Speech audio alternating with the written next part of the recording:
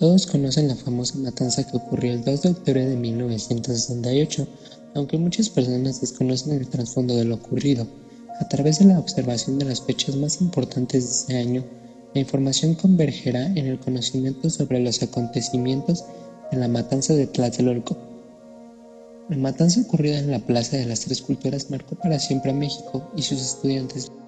Los antecedentes del movimiento surgen a partir del 22 de julio de 1968. Desde esta fecha se empiezan a manifestar los conflictos entre estudiantes y el gobierno. Julio. Este día comenzó con un conflicto académico entre las preparatorias del IPN, las vocacionales 2 y 5 contra la prepa Isaac Ochoa-Terena. Anteriormente se habían presentado varios enfrentamientos callejeros entre estas dos instituciones, pero este día en especial los directores de las tres escuelas afirmaron que sus estudiantes fueron inducidos a la pelea por pandilleros, pertenecientes a los Ciudadelos y los Arañas. Estos grupos amenazaron con volver al día siguiente, por lo que las autoridades estudiantiles decidieron llamar a la policía para que tomaran cartas en el asunto. Estudiantes de las vocacionales 2 y 5 apedrearon a la preparatoria particular Isaac Ochoa-Terena, en presencia de granaderos llamados desde un día antes por los directores de los planteles. Los preparatorianos no respondieron y los politécnicos tornaron a sus planteles, seguidos por los granaderos. Los jóvenes del IPN los recibieron a gritos y silbidos cuando salieron de la plaza de la Ciudadela. En las calles adyacentes surgieron más granaderos repartiendo golpes y lanzando bombas lacrimógenas. Durante 3 horas todo el barrio fue escenario de este combate entre 3.000 estudiantes, más de 20 granaderos y 25 agentes de los servicios especiales de policía bajo el mando de Celso Peña. Dueños de la situación, los granaderos irrumpieron de la boca 5 golpeando a varios estudiantes y profesores. Los transeúntes exigían que los granaderos se detuvieran su agresión, pero las respuestas de estos consisten en mayor violencia. 29 de julio de 1968. Aquí surgieron los primeros paros. Los estudiantes de la Prepa 1 acordaron hacer un paro indefinido. Los de Prepa 2 decidieron continuar las clases y los de la votación a los 2, 4 y 7 concluyeron en suspender las clases. En otras escuelas del IPN esperarían 48 horas para que las autoridades respondieran las demandas. En la Escuela Superior de Economía de IPN y en Chapingo se colocarían banderas de huelga. Hubo enfrentamientos entre estudiantes y policías del Zócalo, donde la batalla concluyó con gases lacrimógenos y con la llegada de un batallón de infantería. Esta vez los protagonistas de esta batalla fueron los granaderos contra los estudiantes. Se desarrolló en lo que se conoce como las zonas del Zócalo y del Fonso. Ocurrió una primera manifestación por parte de la Federación Nacional de Estudiantes Técnicos, FNET. A las 6:30 no hubo incidentes. Se planeó dirigirse hacia el Zócalo transportándose por medio de camiones hacia la Alameda y de ahí iniciar una marcha por el 5 de mayo. Al llegar al Zócalo a las 8 horas fueron recibidos con gases lacrimógenos y golpes por parte de los granaderos. Bajo el mando de Raúl Mendiolea, la Cruz Roja atendió a varios heridos. En esa misma hora terminaba en el hemiciclo a Juárez el mitin de la Comisión Nacional de Estudiantes Democráticos, CNED, al que se le unieron jóvenes perseguidos. Simultáneamente en el barrio de San Ildefonso hubo otra batalla entre granaderos y los estudiantes de las prepas 2 y 3. A las 10 incendiado un autobús y arribó el coronel Carlos Cueto al mando. Agosto. El 1 de agosto de 1968, el rector de la UNAM, Javier Barros Sierra, en CEU, condenaría públicamente los hechos, izando la bandera mexicana a media asta con un emotivo discurso que se pronunciaría a favor de la autonomía universitaria y exigiría la libertad de los presos políticos, refiriéndose a los estudiantes detenidos de la Prepa 1. Ese mismo día se tenía planeada una marcha en el Zócalo de la Ciudad de México, pero la marcha se desvió a la avenida Insurgentes debido a que había tanques militares bloqueando la entrada. Surge en Seúl el Consejo Nacional de Huelga, CNH. Este se forma sobre 3 principios. Número 1. Solo estarán representadas las escuelas en huelga, no en paro activo. Número 2. Habrá 3 representantes por escuela elegidos en asambleas. Número 3. No se admite la representación de federaciones, confederaciones, partidos o ligas políticas, solo escuelas. Mientras tanto, el rector en curso, Barros Sierra, hablaba de la manifestación. La radio difundió un discurso del presidente Ordaz. Eran las 7 y el rector encabezó una marcha con más de 100 personas. En este día se publicó el pliego petitorio unitario, firmado por estudiantes de la UNAM y el IPN. entre otras escuelas. Fue un texto dirigido a la opinión pública de los maestros, estudiantes y autoridades educativas. Estos son los 6 puntos del pliego petitorio. Número 1. Libertad a los presos políticos. Número 2. Destilación de los generales Luis Cueto y Raúl Mendiolea, así como el del teniente coronel Armando Frías, comandante a los granaderos. Número 3. Extinción del cuerpo de granaderos, símbolo e instrumento de represión. Número 4. Derogación de los artículos 145 y 145 bis del Código Penal Federal. Número 5. Indemnización a las familias de los muertos y heridos del 26 de julio. Número 6. Deslinde de responsabilidades de los actos de represión y vandalismo por parte de las autoridades. En el mismo señalaba que los estudiantes no hemos hecho otra cosa que oponer la razón a la violencia de la que hemos sido objeto. Estudiantes de Economía de la UNAM iniciaron una huelga por tiempo indefinido para estudiar los problemas del país y dar orientación científica a la lucha. Se formaron varias brigadas informativas compuestas de pocos estudiantes, establecieron actividades con rapidez y las difundieron por televisión y radio. Se formó el Consejo Nacional de Huelgas, CNH, en una asamblea de estudiantes donde participaron 38 comités de lucha de las asambleas de la UNAM, Capingo, Normal Superior, entre otras. Cerca de 400,000 manifestantes desde la UNA empezaron a marchar al Museo de Antropología. A las 4 se formó en Reforma una columna de 87 contingentes de estudiantes y maestros. Una hora después marcharon desde Chapultepec hasta el Zócalo. La manifestación del CNH, a la que asisten 400,000 personas, se lleva a cabo sin incidentes. Al finalizar el mitin, Sócrates Campos Lemus propone, además de la permanencia en el Zócalo, que el debate público se realice ahí como continuación de una asamblea permanente. El día 1 de septiembre a las 10 horas, día del informe presidencial, 5,000 estudiantes deciden permanecer en el Zócalo para discutir el pliego petitorio. A la 1 de la madrugada, los batallones 43 y 44 de infantería, 12 carros blindados de guardias presidenciales, un batallón de paracaidistas alojan de la Plaza de la Constitución al grupo de estudiantes. La prensa nacional publica en sus primeras planas un número de declaraciones condenatorias atribuyendo a los estudiantes el izar irrespetuosamente una gran bandera de huelga en el centro de la Plaza de la Constitución y profanar la catedral tocando sus campanas. El Departamento del Distrito Federal realiza un mitin para desagraviar a la banda nacional. Numerosos burócratas son obligados a asistir al evento. Brigadistas y asistentes protestan por la falsedad del mitin. El evento cambia de signo, se lanzan porras e insultos contra los granaderos. Septiembre.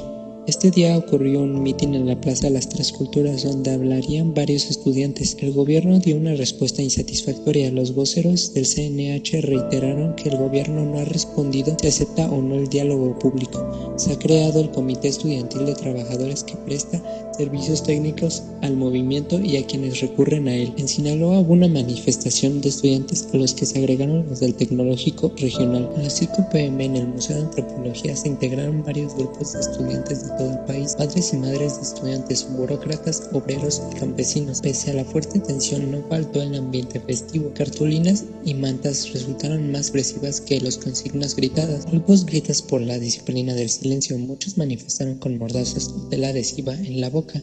Entre los carteles destacaban algunos que decían: Licenciado Díaz Ordaz, por favor, hoy no nos manda a sus granaderos. 1968, el año de la represión.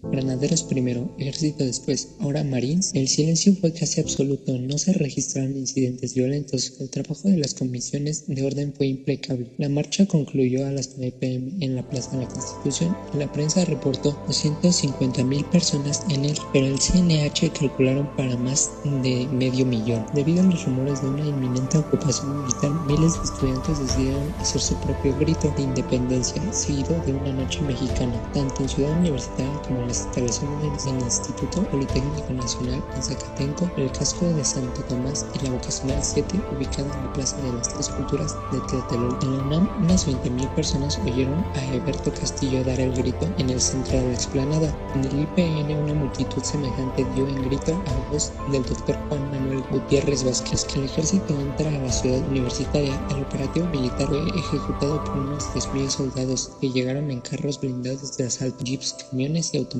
al mando de los generales José Hernández Toledo y Gonzalo Castillo Urrutia. La ocupación se inició hacia las 10 p.m. De inmediato los soldados se distribuyeron por las instalaciones para detener a quienes en ellas se encontraban.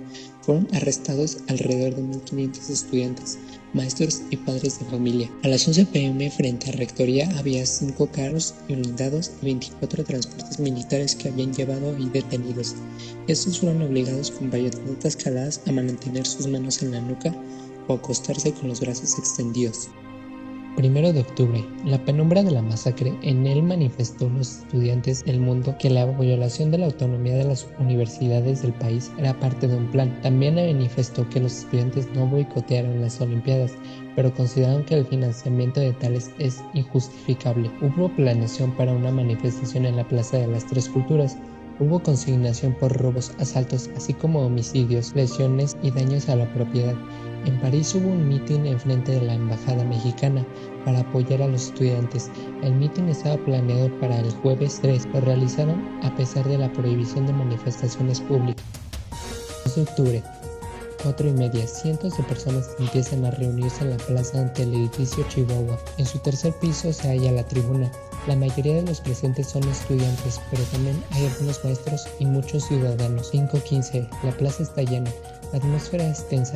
Hay unos 10.000 asistentes. Se rumora que hay muchos policías civiles. 5:30. Se inicia el mitin.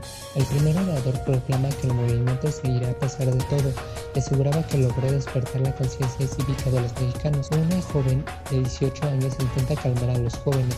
El siguiente orador, Rodega, habla de nuevas formas de lucha. 6:10. Helicópteros lanzan bengalas verdes por encima de una iglesia. Una de ellas es roja. En Vietnam, cuando un helicóptero lanza bengalas, muestra el sitio donde hay que bombardear, exclamó Oriana Fallaci, reportando en vivo para el periódico italiano L'Europe. Se espanta y la tratan de calmar. No terminó de defenderse cuando el ruido de los motores y carros militares se hizo presente. Soldados saltan en paracaídas con armas hacia los estudiantes. Desde otra parte de algunos techos, varias personas gritan Batallón Olimpia. Se trataba de que policías y militares no los reconocieran.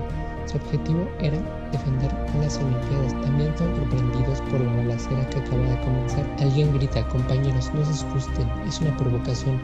Lo cayeron con balas los del ejército. Llegan miembros del Batallón Olimpia haciendo fuego al balcón. Cierra la iglesia y los que buscaban refugio ahí se fueron. Otros tratan de escapar rumbo al Jardín de Santiago y el Paseo de la Reforma. Otros hacia el interior de una unidad habitacional.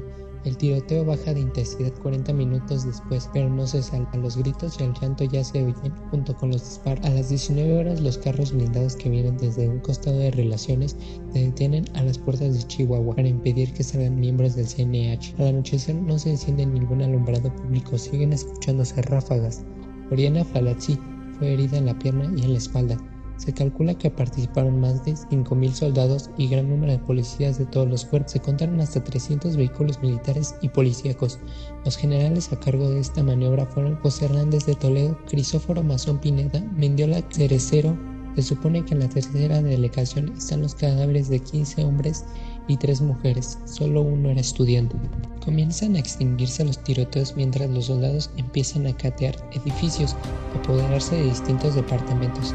Los diarios más importantes de la época registraron el hecho con datos erróneos, afirmando que el total de muertes eran 20 mientras las cifras reales eran desconocidas. Estos son algunos de los periódicos que publicaron la noticia.